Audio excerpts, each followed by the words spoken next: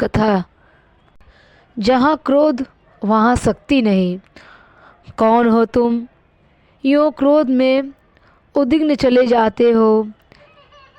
मैं बलदेव हूँ, अपने पारिवारिक जीवन से असंतुष्ट होकर आत्महत्या करने आया हूँ इस गहन वन में। ओह बलदेव, ऐसा भी क्रोध किया कि खुद अपनी ही हत्या करने निर्जन वन में आ पहुँचे। मेरी पत्नी बड़ी कर्कशा है, पुत्र पुत्रियां सारे दिन कुहराम मचाए रहते हैं, नित्य नई फरमाइश पूरी करने का जोर डालते हैं। 3 दिन से घरेलू कलह की वजह से आज मैं भाग निकला हूँ, लेकिन आत्महत्या तो महापाप है बलदेव जी। क्या समस्या का कोई दूसरा मार्ग नहीं हो सकता है? आप ही बताइए फिर। मुझे अपने परिवार पर और स्वयं अपने पर ही बड़ी झुंझलाहट आ रही है। आप बड़े क्रोधी हैं। हाँ, यह कमजोरी तो है मुझ में, लेकिन बलदेव, क्रोध की हालत में आप बहुत कमज़ोर रहते हैं। गुस्सा ऐसा अस्त्र है जो लौटकर चलाने वाले को ही आहत करता है। इसका दोषी मैं हूँ। मुझे क्रोध से उफान उठते हैं। क्रोध आपको ऐसा काम भी करा सकता है जिसके लिए आप जीवन भर पश्चाताप करना पड़े। मैं अपने जीवन का अंत करने जा रहा था। आपकी बातचीत से मन शांत हुआ है बलदेव जी। क्रोध की आवृत्ति यदि बार बार होती रहे तो संभव है यह विकार आपका मस्तिष्क की विकृति कर दे।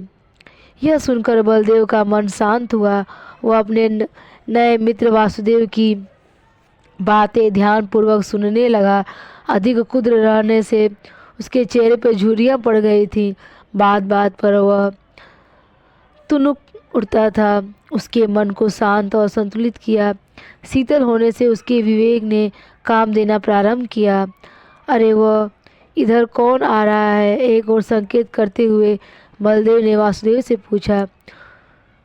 तुम जैसा ही कोई टूटा आदमी प्रतीत होता है। उसके चेहरे से स्पष्ट है कि वह भी जिंदगी से परेशान है। परेशानी के कारण उसकी भौहों पर सिकन है, शरीर में कड़ापन है, चेहरे पर आवेश के लक्षण हैं, बाल सफ़ेद हो गए हैं। यह भी मरने चला है शायद। बाहरी चिंता तो आवेश की है। रुको, ओ जाने वाले मुसाफिर, मुझे कौन बुला रहा है?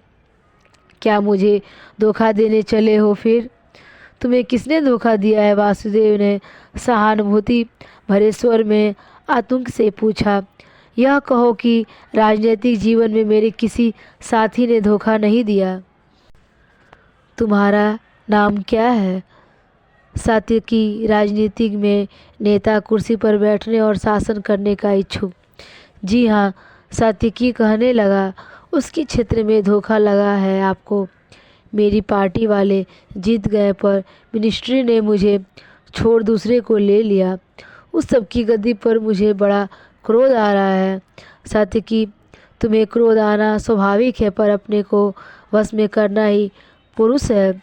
तुम जल्दबाज हो, अधीर हो। अधीर मनुष्य इतनी तीव्र गति से आगे बढ़ता है कि वो मार्ग के गड्ढों और खतरों को नहीं देख पाता। वासुदेव की सलाह मानो, धीरे और समझदार बनो। ये बलदेव हैं, तुम्हारी तरह ही क्रोधित है। बड़ी मुश्किल से शांत और शीतल किया है। मुझे आपसे मिलकर खुशी हुई।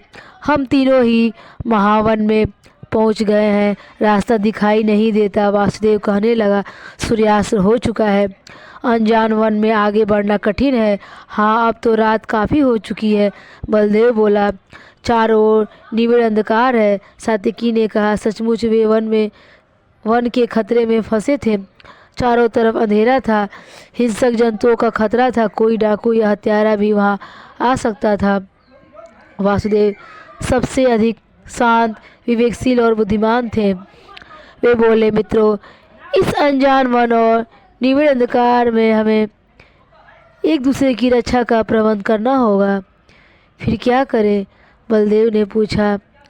हाँ, आप ही कोई समयानुकूल सुझाव दें। सात्यकी बोले। हम शेष रात्रि काल में बारी बारी से पहरा दे और 2 सो ले। पहले कौन? यह भी कोई झगड़े की बात है? पहले मैं पहरा दूंगा, सात्यकी बोला, फिर मैं जागूंगा। बलदेव अपने प्रस्तुत किया। अंत में मैं पहरा दूंगा, वासुदेव ने स्पष्ट किया। बस निश्चय हो गया, बारी बारी से हर एक को अपना पहरा देना था। पहले सात्यकी पहरा दे रहा था, शेष दोनों सोकर थकावट दूर कर रहे थे। सात्यकी के मन में उद्वेग का तूफान उठा। मैं फिर रहा हूँ और ये दोनों मज़े की नींद ले रहे हैं, और नाराज होने लगा। उसी समय अचानक एक पिशाच प्रकट हुआ। भयानक था उसका स्वरूप, लाल लाल नेत्र, नथुए क्रोध से फूले हुए, बड़ा डरावना। मुझे इन दोनों सोए हुए व्यक्तियों का खा लेने दो, मैं तुम्हें छोड़ दूंगा, पिशाच ने दहाड़ कर कहा। बड़ा दुष्ट है तू पिशाच, मैंने तेरे दुष्ट प्रभाव को ठुकराता हूँ। गुस्से से लाल हो सात्यकी हुंकारा। क्रोध से आवेश बढ़ता है, वातावरण अशांत हो उठा। सात्यकी के आक्रोश भरे शब्द से वह पिशाच और भी जल भुन गया, और वह और भी नाराज हो उठा। गाली गलौज बड़े आवेश की स्थिति में पैदा हो गई। दोनों ओर से गर्मा गर्मी हुई। सात्यकी ने गुस्से में उसे भाग जाने का आदेश दिया। पिशाच भाग जा, अन्यथा कचुम्बर निकाल दूंगा। दोनों में हाथापाई शुरू हो गई। सात्यकी क्रोध से अभिभूत खूब लड़ रहा था, उधर वह पिशाच भी उत्तरोत्तर शक्तिशाली होता जा रहा था। दोनों अपने अपने दाव पेच लगा रहे थे। सात्यकी का गुस्सा ज्यों का ज्यों बढ़ता जा रहा था।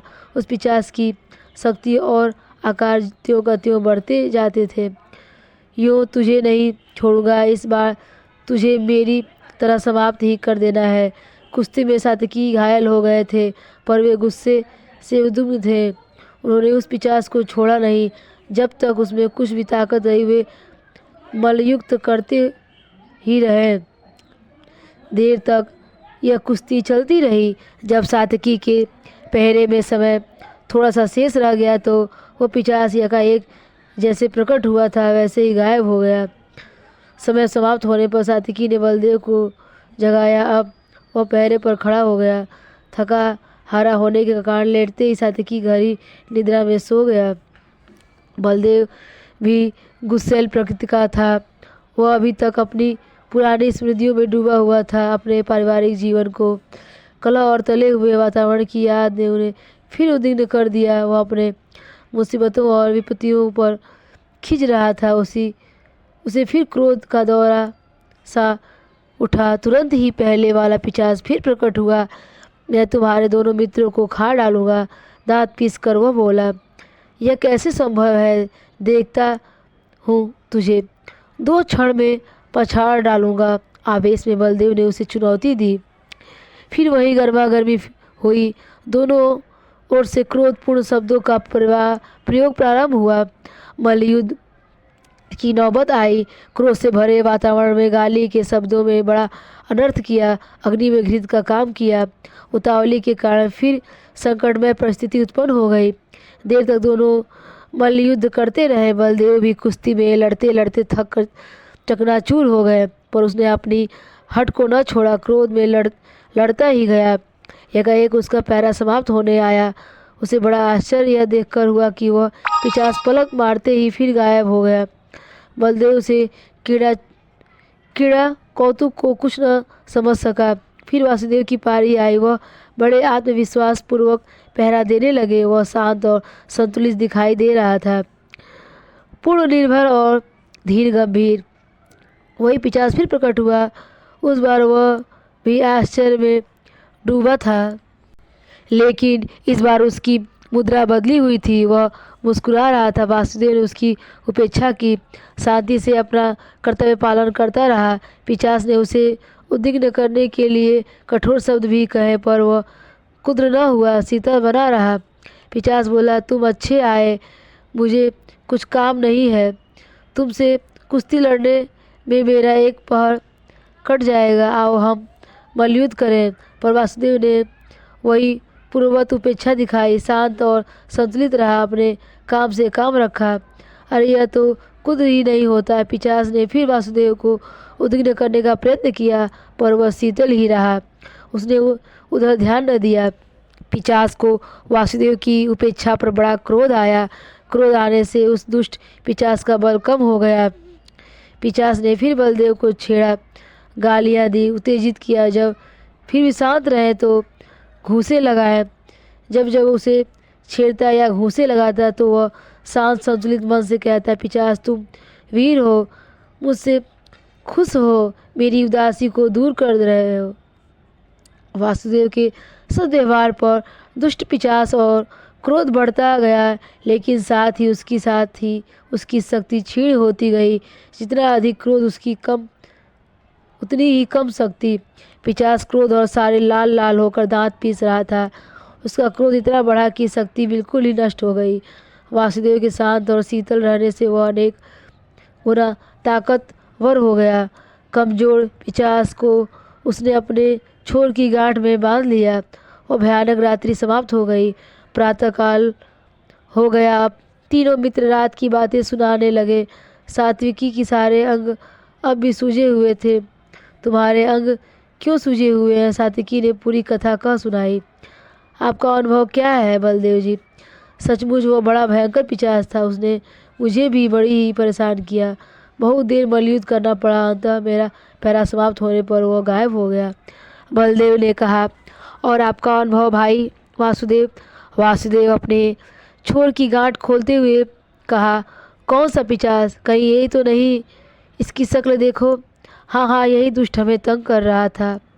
हमें इससे रात भर लड़ना पड़ा है। यह वही पिशाच है। आपने कैसे दबोचा इसे? अरे यह तो क्रोध है। वासुदेव ने स्पष्टीकरण किया। क्रोध है, हमारे मन का पिशाच प्रकट हो गया। ओह हाँ, देखो, शांत शीतल और संतुलित रहकर मैंने इसे अपने छोर की गांठ में बांध लिया है। बलदेव और सात्विकी आश्चर्य कर रहे थे। यह कथा से आपको क्या सीख मिली, कमेंट करके हमें ज़रूर बताएं। और हमारे चैनल पे नए हैं तो लाइक और सब्सक्राइब करें।